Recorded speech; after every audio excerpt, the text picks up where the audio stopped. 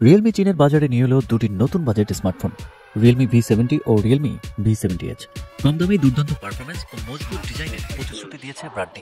5G connectivity, দীর্ঘ battery life এবং শক্তিশালী চিপসেট দিয়ে এই ফোনগুলো মধ্যবিত্ত ব্যবহারকারীদের জন্য এক অসাধারণ চমক হয়ে উঠতে পারে। রিয়েলমি V70 ও V70H উভয়ই 6.72 ইঞ্চির বড় ডিসপ্লে নিয়ে এসেছে, যেখানে 120 হার্জ রিফ্রেশ রেট থাকায় স্ক্রলিং হবে স্মুথ ও দ্রুত গতির।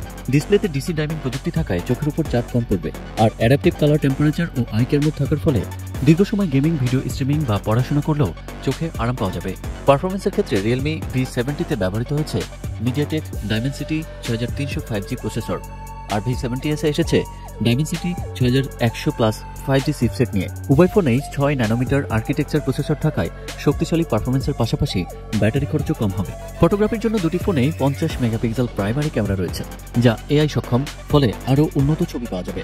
ম্যাজিক ডেপথ এআই প্রযুক্তি যুক্ত থাকায় পোর্ট্রেট ফটোগ্রাফিতে অতিরিক্ত গভীরতা ও স্পষ্টতা পাওয়া যাবে। ব্যাটারি সেকশনে থাকছে 5000 মেগাঅ্যাম্পিয়ার শক্তিশালী ব্যাটারি, যা 10 ঘন্টা ভিডিও প্লেব্যাক, 38 ঘন্টা টক টাইম এবং 80 ঘন্টা গান শোনার অভিজ্ঞতা দেবে। যদিও ফোনগুলোর সম্পূর্ণ স্পেসিফিকেশন ও মূল্য এখনো প্রকাশ করেনি কোম্পানি, তবে যেহেতু এটা বাজেট ফোন তাই দাম থাকবে মধ্যবিত্তের নাগালের মধ্যেই। রিয়েলমির এই নতুন স্মার্টফোন বাজারে প্রতিযোগিতায় কেমন জায়গা করে নেয় তা এখন দেখার বিষয়।